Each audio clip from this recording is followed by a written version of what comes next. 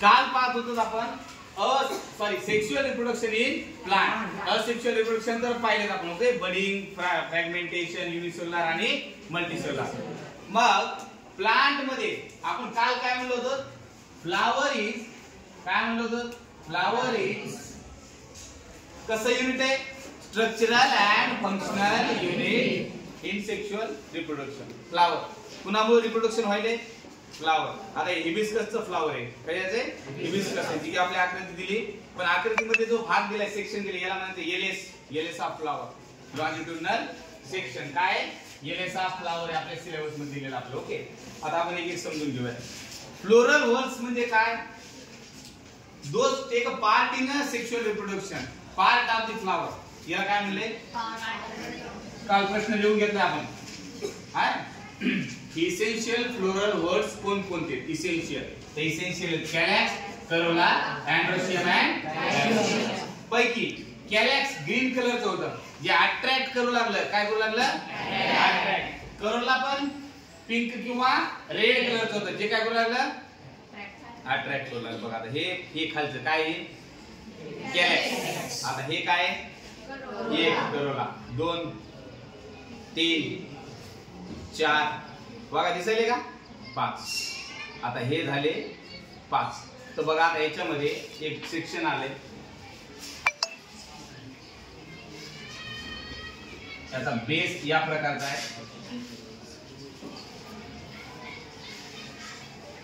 Okay, काय? Gynoecium. काय? Gynoecium, female reproductive organ of the flower. हे आणि हे वरती दिसायला ना, वरती काल आपण इथून काढलं होतं. काल आठवलं का तुम्हाला? तर अलग अलग फ्लावर मध्ये अलग अलग असणार आहे. काही फ्लावरला इथून दिलेले. ओके, तर हे बायलोब्ड जे अंतर होतं बायलोब्ड, आणि कशाचा पार्ट आहे?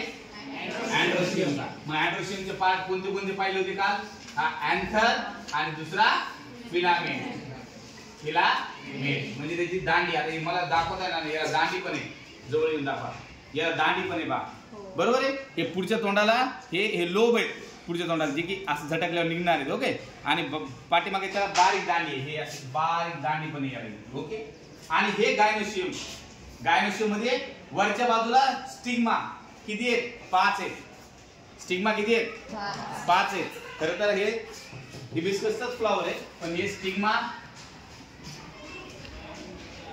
Style is nothing but elongated tube. काल आपण पाहिले ट्यूब आहे, ती ओपन होणार आहे पुन्हा. आणि this is the base, that is the ovary.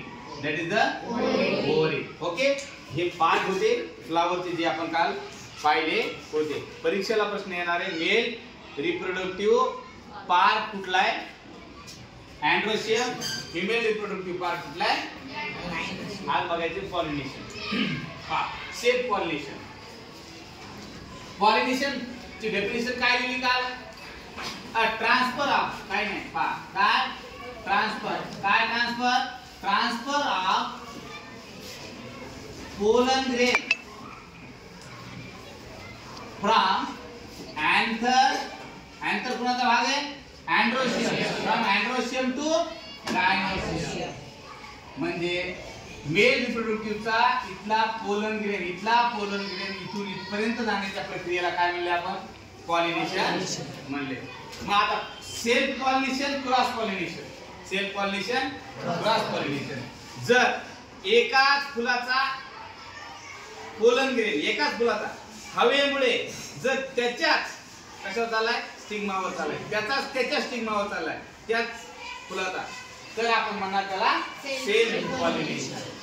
पण याचे खूप छोटे छोटे असल्यामुळे इथं जाऊ शकत नाहीत हवेने.